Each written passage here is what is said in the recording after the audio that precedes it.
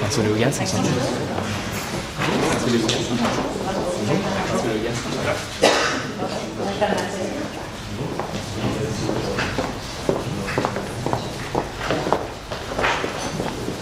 Bonjour, donc, est-ce que vous voulez les règlements français? Français. Donc, chaque équipe dispose de 20 minutes afin de présenter son cas au juge. J'afficherai un carton pour les 10, les 5, les 2 dernières minutes et les 30 dernières secondes de la présentation. Lors des 10 dernières secondes du discours, j'indiquerai à l'aide de mes 2 mains le nombre de secondes restantes. Si vous n'avez pas terminé votre présentation après 20 minutes, elle se verra arrêtée afin de passer à la période de questions. Une période de questions d'une durée maximale de 5 minutes est allouée au jury à la fin de la présentation.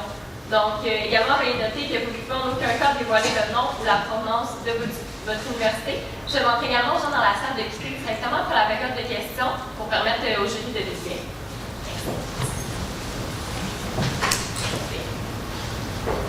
Dans un monde où le changement est considéré comme... Dans un monde où les pratiques ont tendance à rester les mêmes, innover peut sembler un pari risqué. Aujourd'hui, nous vous proposerons de considérer le changement comme une opportunité afin d'avancer et de vous démarquer. D'entrée de jeu, laissez-moi vous présenter notre équipe, Roxane Martel-Dionne, François Léogas, ainsi que moi-même, Simon Dessureau-Dallaire.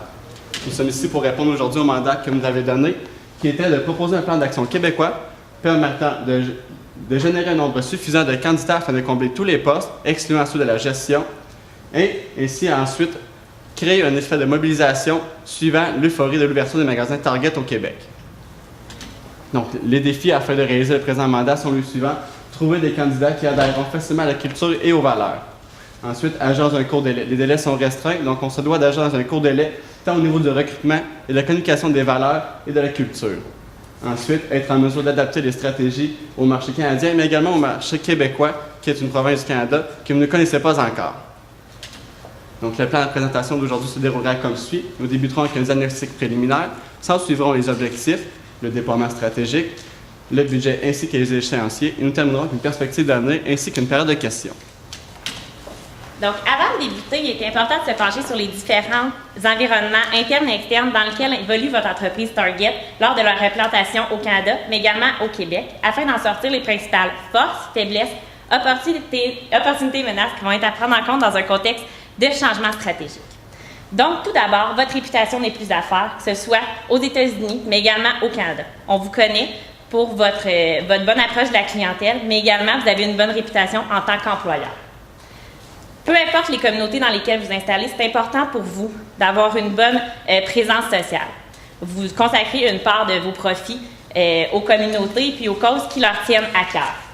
De plus, votre culture d'entreprise qui est basée sur la convivialité, le plaisir et la collaboration est vraiment important pour vous et va vous aider dans chacune de vos stratégies d'affaires. Par contre, vous vous installez au Québec et au Canada et vous méconnaissez le marché. Ça va être important d'y adapter chacune de vos stratégies en fonction de vos valeurs, de votre culture, mais également de la culture québécoise et canadienne.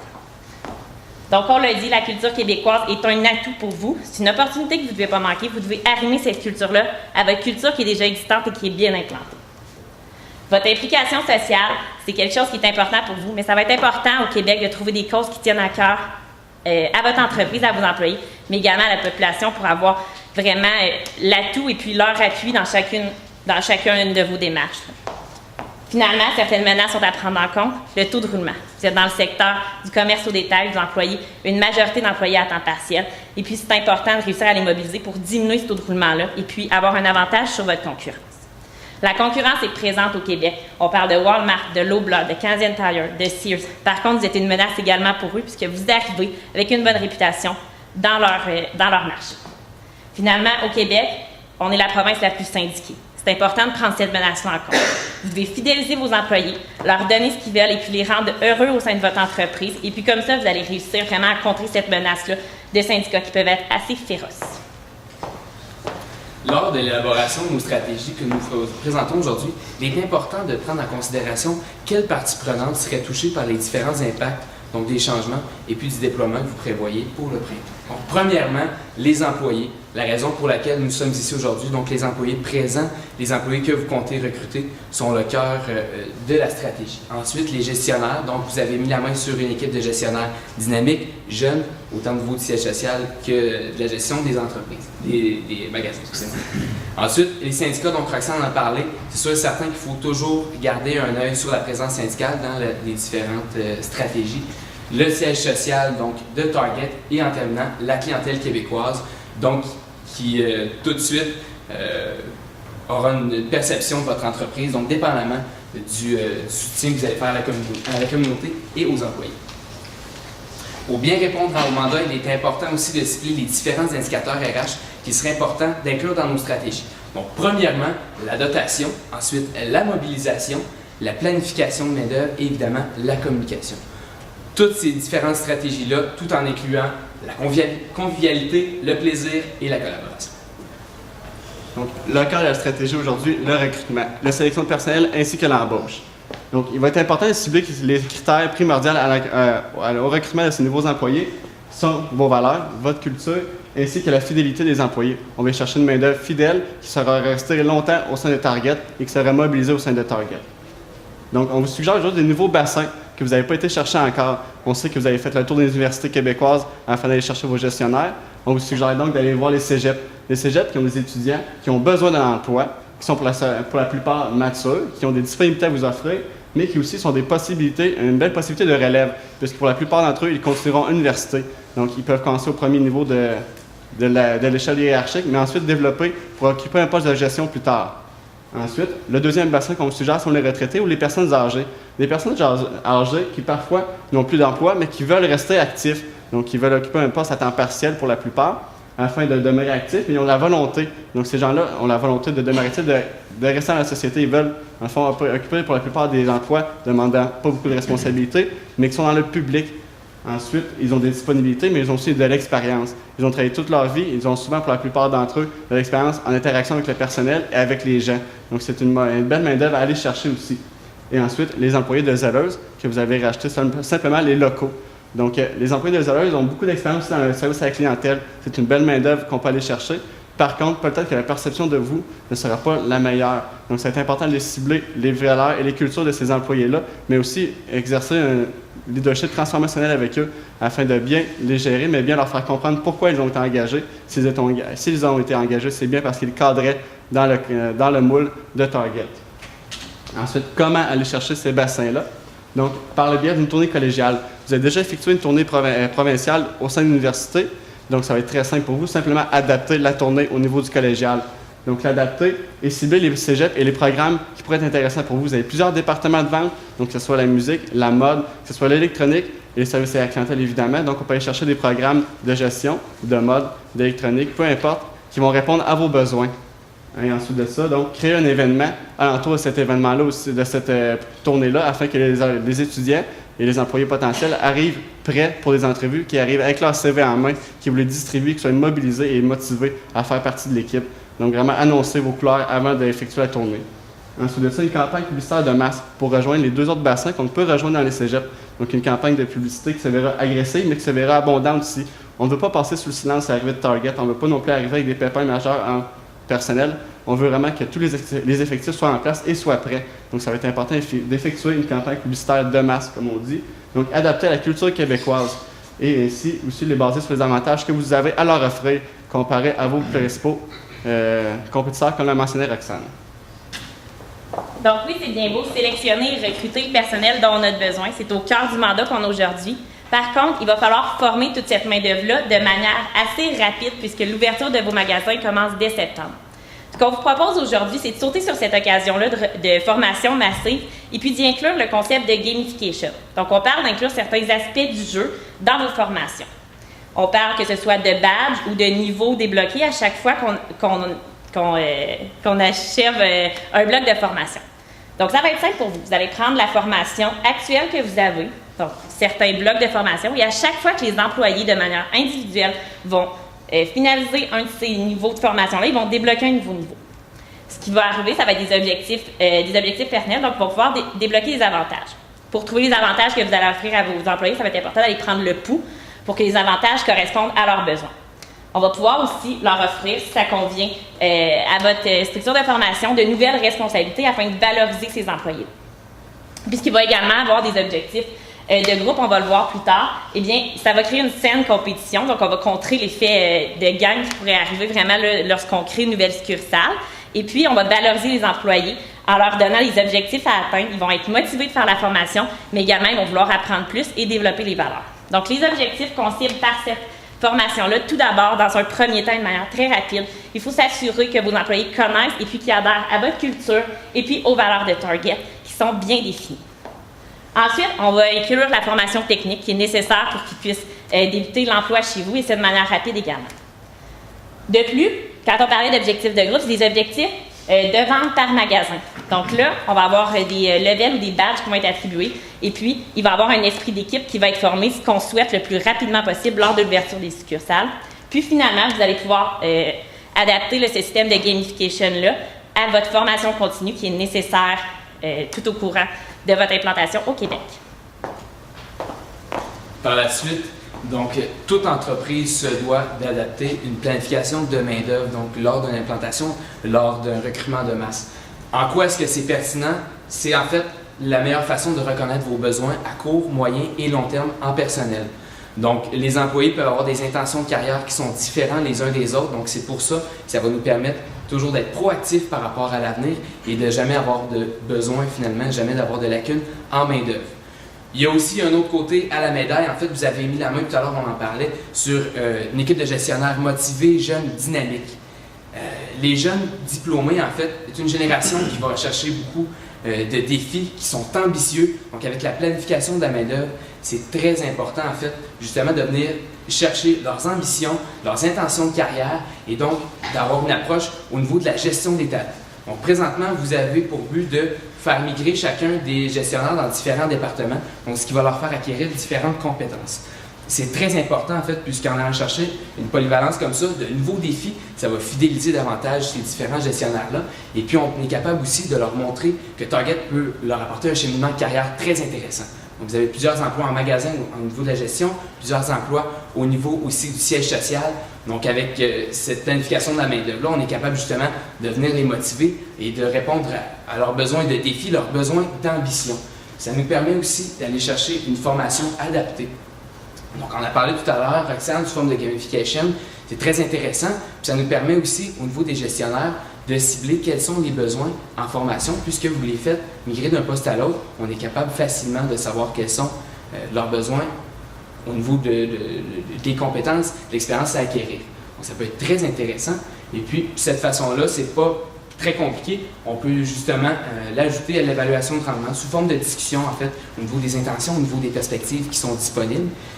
Puis l'évaluation de rendement qu'on conseille de faire peut-être de façon biannuelle dans les premières années, vraiment, pour garder un contrôle plus soutenu sur la différente planification de la main-d'œuvre. Et puis le concept de gamification qui va vous apporter aussi un suivi beaucoup plus rapide, autant au niveau de la formation que de l'évaluation de rendement. Donc de cette façon-là, ça va être très intéressant d'avoir un œil attentif sur votre main-d'œuvre et sur vos besoins, tout en fidélisant votre équipe de gestion et puis les différents talents qui seront à développer au sein de l'entreprise. Donc, la première partie du mandat était vraiment au niveau du recrutement du personnel et de la formation, de leur intégration au travail. Par contre, il faut s'assurer de mobiliser chacun des employés si on veut vraiment avoir une distinction par rapport à vos compétiteurs et puis satisfaire votre clientèle ultimement. On vous propose deux manières de faire supplémentaires à tous les programmes de mobilisation que vous avez déjà aux États-Unis et qui semblent être fonctionnels. Ce qu'on vous propose de faire aujourd'hui, c'est un peu la distinction Québec. Donc, d'être ambassadeur d'une cause spécifique québécoise. Une cause qui va vraiment s'arrimer à vos valeurs et à votre culture d'entreprise. Vous voulez que vos employés vous soient fidèles, eh bien, c'est important pour les Québécois que vous leur soyez fidèles et puis que vous choisissiez une cause qui leur tient à cœur. Vous allez faire participer vos employés de la manière qui vous convient. On peut penser au bénévolat ou à une autre forme de participation. Et puis, ça va également vraiment contribuer à une bonne image médiatique. Lorsque vous êtes arrivé avec votre implantation, les magasins Zellers, votre image a été un peu touchée. Par contre, on veut vraiment, là, avec cette cause-là, contrer ce phénomène-là et vous donner une image, l'image que vous méritez. En second lieu, on vous propose de créer un fonds de soutien aux employés québécois vraiment particulièrement. C'est un fonds qui va vraiment être ciblé pour les employés qui vont vouloir faire des demandes plus personnelles. Donc, ça va être de manière anonyme. La sélection, on peut penser à des demandes pour des bourses d'études, des parents qui sont malades et puis un employé qui a un besoin monétaire. Et puis, une fois par année, il va y avoir une distribution. Les employés québécois vont avoir vraiment la sensation que vous êtes présents, pas seulement dans leur milieu de travail, mais dans leur vie personnelle et que vous avez à cœur leur bon cheminement dans leur vie quotidienne. Des stratégies d'envergure comme celle-ci, une implantation aussi d'autant plus importante dans un nouveau marché, se doit d'avoir une stratégie de communication adaptée et adéquate. Donc, premièrement, dans tout changement, dans tout développement, l'implication des employés est primordiale. Donc, de façon bidirectionnelle, en fait, on va aller chercher directement les employés, ce qu'ils peuvent penser, leur perception, leurs conseils par rapport à certaines mesures. C'est sûr que c'est eux qui sont sur le plancher, donc ils ont toujours la meilleure idée, en fait, des pratiques qui sont à avoir. C'est eux qui connaissent le mieux leurs besoins, en fait. Donc, c'est toujours très important. Ensuite, ça pourrait être très intéressant de créer un poste de représentant. Donc, vous avez plein de nouveaux magasins, différents nouveaux postes de gestion aussi. Donc, de créer un lien direct entre les magasins, l'équipe de gestion, les employés et le siège social pourrait permettre vraiment une communication plus facile, plus adéquate, justement, d'aller chercher le besoin en magasin, autant au niveau de la formation que des ressources et au niveau du siège social aussi de la même façon. Donc, par exemple, l'équipe qui s'est occupée du recrutement, qui a terminé, évidemment, étant donné la période de recrutement complète, pourrait, par exemple, occuper un poste de ce type, donc de représentant. Sinon, ça pourrait être directement des représentants du siège social ou des magasins qui pourraient s'occuper de cette façon. Finalement, concernant la communication, la couverture médiatique est très importante. Donc, c'est sûr que dans tous vos processus, autant au niveau du recrutement, autant au niveau de tout l'aspect communautaire, donc de l'appui que vous faites à vos employés au niveau communautaire et aussi au niveau personnel. Donc, c'est important toujours de garder une bonne couverture médiatique puisque va en découler aussi la perception de la clientèle, ce qui est un avantage pour Target. Et puis, encore une fois, ça va permettre aux employés d'être plus satisfaits. Donc, ils vont avoir une fierté par rapport à tout ce que vous pouvez faire pour eux et tout ce que vous pouvez faire pour la communauté. Donc, c'est important d'avoir toujours une excellente couverture médiatique et de bien montrer tout ce que vous pouvez faire pour eux. Donc, nous vous avons présenté nos stratégies et qui parlent de changement, parlent aussi d'investissement. Donc, notre stratégie se sépare en trois volets principaux, si on peut dire. La sélection et le recrutement. La sélection et le recrutement qui est le gros morceau de notre budget, soit environ 45 %, ce qui englobe l'élaboration. L'élaboration va être très simple puisque vous avez déjà créé le concept au niveau universitaire, donc c'est simplement l'adaptation qui se retrouve au niveau de l'élaboration. Ensuite, au niveau du déploiement, on parle dans le fond d'environ 25 % du budget et c'est ce qui englobe dans le fond d'avril à mai, soit dans la période où les étudiants finissent leur session, sont à la recherche d'un emploi d'été, mais aussi d'un emploi à temps partiel. Et ensuite, pour terminer, la sélection et le suivi, donc de juin, et on s'étalonne jusqu'à septembre pour l'ouverture des magasins Target. Et s'effectuera dans cette période-là aussi la formation de ces nouveaux employés. Ensuite, pour la formation, donc on parle de 30 % du budget environ. Au niveau de l'élaboration, donc c'est simplement encore une fois d'adapter la formation que vous appliquez déjà en Amérique au niveau québécois. Ensuite, on peut commencer à former nos employés. Donc, dès juin, on forme ces nouveaux employés-là jusqu'à l'ouverture des nouvelles succursales. Et ensuite, la mobilisation, un point très important. On souhaite avoir une main-d'œuvre mobilisée qui va rester longtemps au sein de Target. Donc, on accorde 10 % du budget à mobilisation, 10 % du budget en fond pour le coût initial. Les coûts récurrents ne sont pas inclus, donc ça va être à chaque année des investissements à débourser à ce niveau-là. Et ensuite, la communication, comme le soulignait François Leau, c'est une partie très importante. Donc, s'assurer d'une belle couverture médiatique, donc 15 % du budget, et c'est immédiatement, dès maintenant. On veut ne pas, comme je le disais tantôt, on ne veut pas arriver en septembre et manquer d'effectifs. Donc, dès maintenant, on effectue une belle couverture médiatique. Donc, bien sûr, les stratégies qu'on vous a présentées aujourd'hui représentent des coûts en argent, mais également en temps. Par contre, on est certain que ces stratégies-là vont donner des retombées qui vont les justifier grandement. Donc, tout d'abord, on parle de combler les postes, ce qui est impératif à l'ouverture de vos succursales. On veut que cette main-d'œuvre-là qu'on va avoir recrutée soit satisfaite de manière à être fidélisée. Va en découler une satisfaction de votre clientèle, puisque l'image que vous allez projeter va être une image d'employeur enviable. Et puis finalement, votre notoriété au Québec va se voir accroître de manière exponentielle. Il faut être en mesure de mesurer l'efficacité des stratégies qu'on vous a présentées aujourd'hui. Et puis, on a quelques indicateurs simples qui vont vous permettre de le faire. Donc, tout d'abord, le nombre d'applications et la banque de CV que vous allez créer. Le taux de roulement, oui, il est élevé au sein de votre industrie. Par contre, on souhaite le réduire au minimum. Les sondages de satisfaction, que ce soit au niveau des cadres et des employés, du bas de l'échelle. Le niveau de formation, lorsqu'on pense au système de gamification. Et puis, finalement, les plaintes et commentaires de votre clientèle, ce qui est le plus important. Donc, en ce qui concerne les perspectives d'avenir, premièrement, vous avez aux États-Unis présentement plusieurs nominations au sein de palmarès de meilleurs employeurs, de meilleures entreprises. Donc, c'est sûr qu'on vous conseille fortement de vous inscrire à de tels concours ici au Québec. Donc, on pense par exemple à des palmarès de meilleurs employeurs. Donc, avec des stratégies comme celle-là, une bonne implantation, nous créons d'ici 3 ans, ce sera très facile d'aller vous hisser dans le haut de ces palmarès-là. Donc, ce soit encore une fois, c'est très intéressant autant au niveau du recrutement que des employés directement en magasin. Et puis, en terminant, vous avez une très bonne initiative, en fait, de vous présenter dans des concours interuniversitaires comme les Jeux du commerce. Il y a plusieurs concours aussi qui existent au niveau collégial, donc ça peut être intéressant. Nous avons proposé aujourd'hui les meilleures solutions pour répondre aux mandats. Bien sûr, les investissements sont nécessaires afin d'avancer et de vous démarquer. Par contre, gageons que si vous osez, vous atteindrez directement la cible.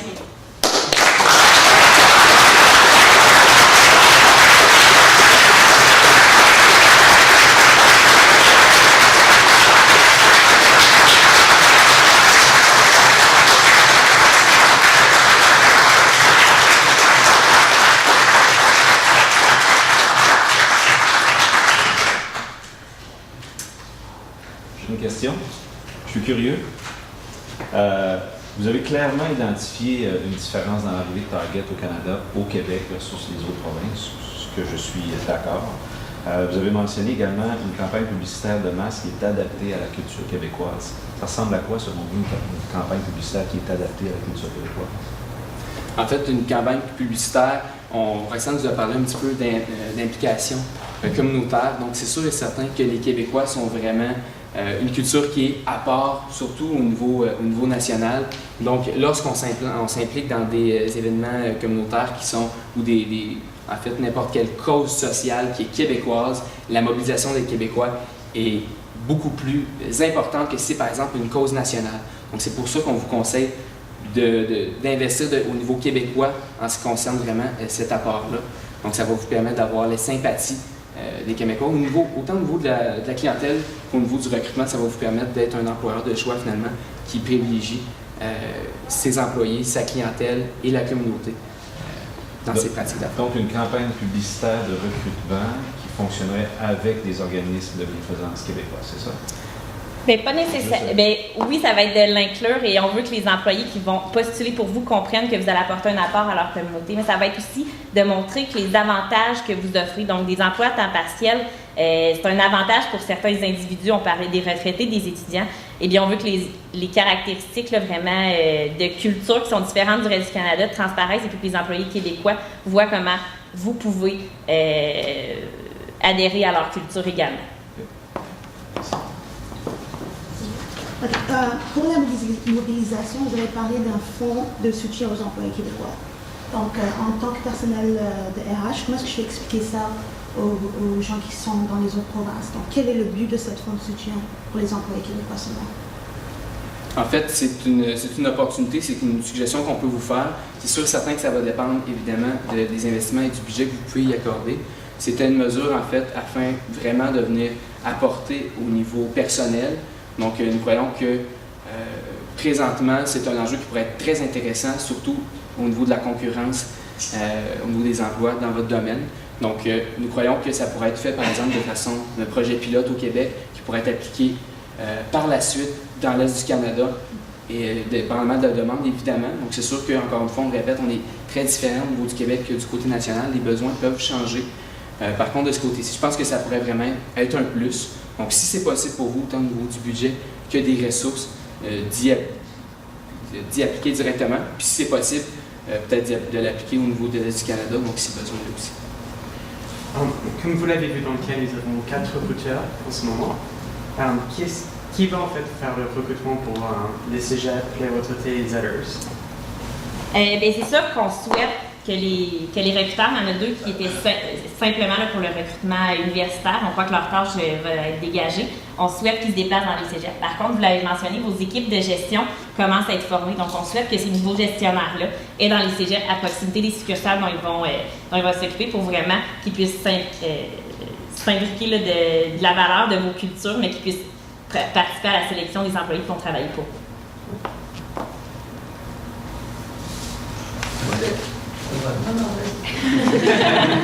D'après vous, quelle est la perception de Target comme employeur présentement au Québec? Mais actuellement, on peut voir à l'actualité qu'il y a beaucoup de faits finalement, qui sont rapportés puisque le syndicat tente de s'approprier. Finalement, il est en période de maraudage. Donc, c'est sûr que les Québécois aussi peuvent être déçus puisque les employés des OES n'ont pas été rembauchés. Par contre, c'est sûr que ça va être à travailler, ça va être facilement, je dirais que facilement ça va être facile à contrer par le biais finalement de l'application, tout ça. Donc, mais comme je disais, ça a ressorti beaucoup dans l'actualité récemment. Les Québécois sont en période, pas les Québécois, les syndicats sont en période de maraudage et certains Québécois peuvent paraître frustrés puisque Target vient des États-Unis et c'est comme un peu rapatrier les sellers sans garder les employés. Par contre, ça va être, comme on vous suggérait, de garder cette main d'œuvre et leur expliquer s'ils cadrent dans les cultures, tout ça. Ça va être facile finalement à contrer et à apaiser.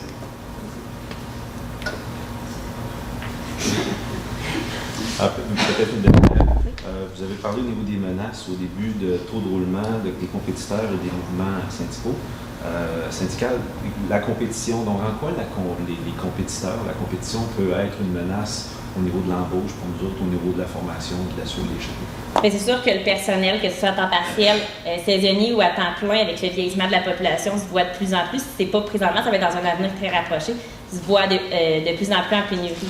Les commerces de détail, là, c'est mentionné dans le cas, c'est 1 emploi sur 8 au Québec et au Canada. Donc, c'est important d'aller chercher des employés qui vont vous être fidèles, d'avoir une bonne réputation d'employeur pour pas que ce soit tous vos compétiteurs là, qui sont implantés au Québec, au Canada depuis longtemps, qui réussissent à aller chercher les employés qui ont le plus de talent, parce que c'est ça le but ultime, c'est pas seulement d'avoir des employés, mais c'est d'avoir des employés qui vont rester puis qui vont apporter un plus à votre entreprise. Donc, 5 minutes de questions et